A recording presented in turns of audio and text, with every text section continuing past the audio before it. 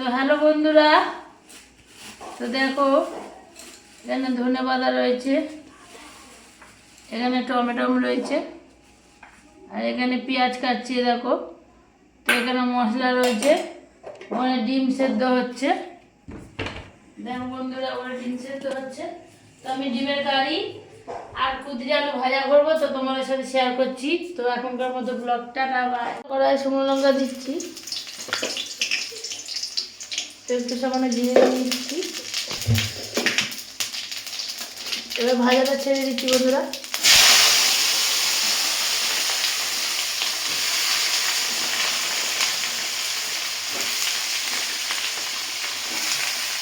দিয়ে দিচ্ছি বন্ধুরা, হলুদ দিলাম বন্ধুরা। এবার নুন দিচ্ছি বন্ধুরা, নুনটা এখন দেবো না,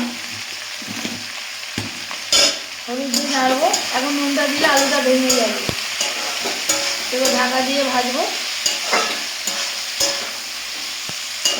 তো ভাজাটা হোক বন্ধুরা, তো আবার ভাজাটা হয়ে গেলে আবার দেখাচ্ছি বন্ধুরা। ডিম ছেড়ে দিচ্ছি, ডিমের কারি দিয়ে।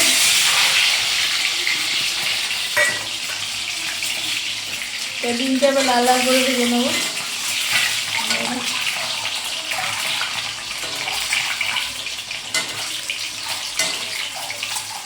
ভাজা হয়ে যায় তখন দেখাচ্ছি। তো বন্ধুরা দেখো, পেঁয়াজটা লাল হয়ে এসছে। এবার আমি মশলা দিয়ে দিচ্ছি।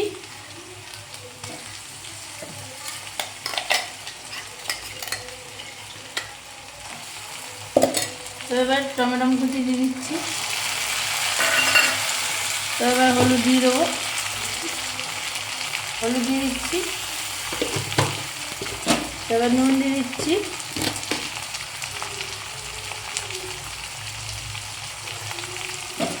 এবার নেড়ে নিচ্ছি।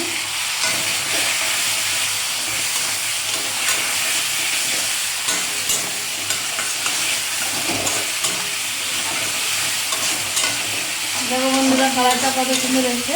তো কথা হয়ে যায়, আবার দেখাচ্ছি বন্ধুরা। দেখো ডিমের কারি আমার হয়ে এসছে প্রায়, কত সুন্দর কালারটা এসেছে দেখো বন্ধুরা।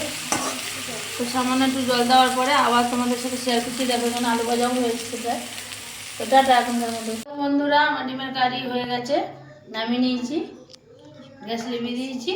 তো দেখো আমার কুদরি আলু ভাজাটাও হয়ে গেছে, কত সুন্দর হয়েছে দেখো বন্ধুরা। তোমরা তো চাইলে বাড়িতে এরকম বানিয়ে খাবে, বাচ্চাদেরও বানিয়ে দেবে, খুব সুন্দর লাগে ডিমের কারি খেতে।